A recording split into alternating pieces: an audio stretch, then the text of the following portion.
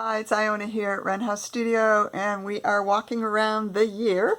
Let me get my little cheat sheet.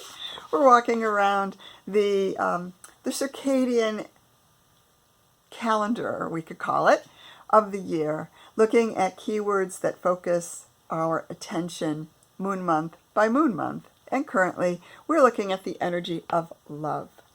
And we have looked at the ideas of save the self, buy the self, never upset the self. And we've looked at the idea of being responsible for what we see and choosing our goals and recognizing that we receive what we ask for. And our last time we looked at a piece of Emerson's thoughts about just seeing each day as the very best day and putting yesterday behind us.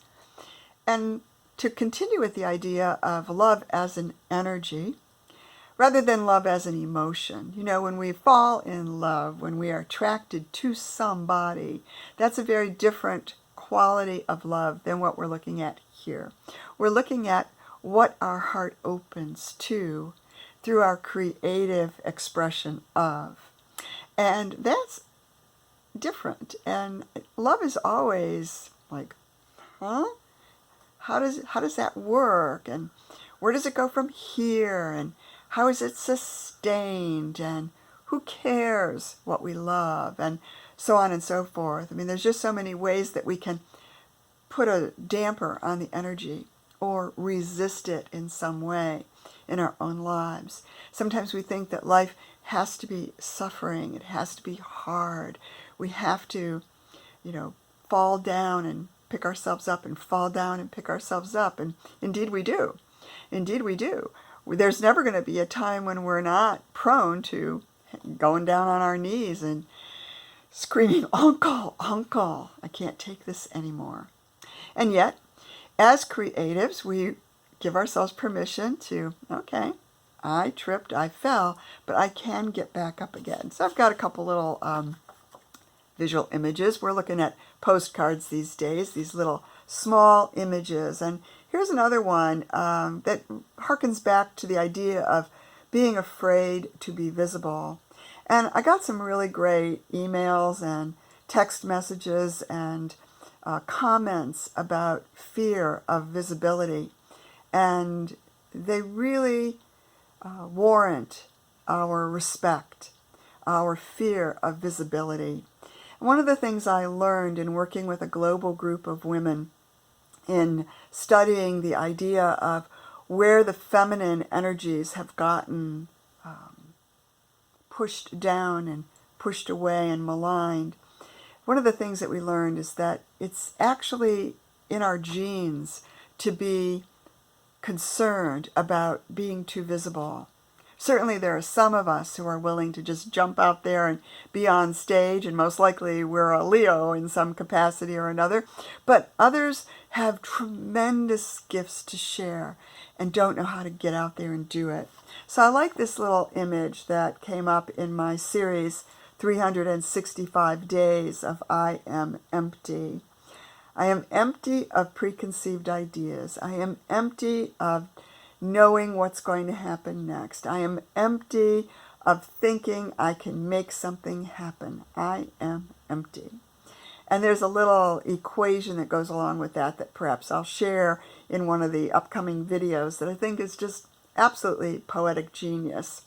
But on this day, 245th day of my series, 365 Days of I Am Empty, I drew the image of what I call Mr. Snarky, my fears over here, and I'm attempting to stand up and be seen, and there's a snake wrapping around my body, or your body, or whoever's body this happens to be at the time, and trying to keep us from being seen. I love that the images of the people sitting around the table are the colors of the rainbow, and that it just happens that no matter who we are, no matter where we are, no matter who we're with, no matter what our situation or circumstance is, there's always going to be an opportunity for somebody else to think that what we're doing isn't enough or isn't worthy.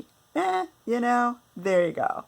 It's just part of our opportunity to love ourselves, to get up and dance on the table. So I hope that this week that will happen for you.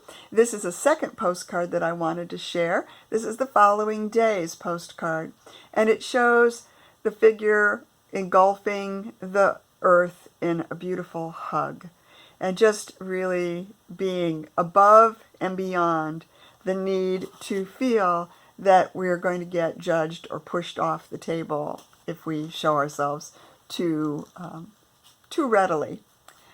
I love this image. I haven't seen these cards for a long time, so I'm probably going to be pulling them out and just putting them up as little demonstrations, again, of what can happen in a small space, and how the visual image can continue to speak to us, of course, because we know that's what visual art does, duh.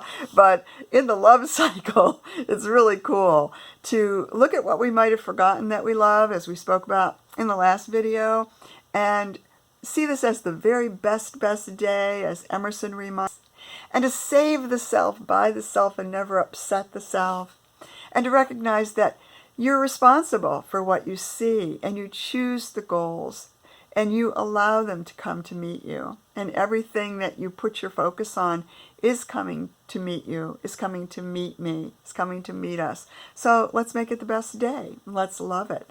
Not as an emotion, but as a creative energy that infuses and holds it all together, the waves and the particles held together by the beautiful energy of love.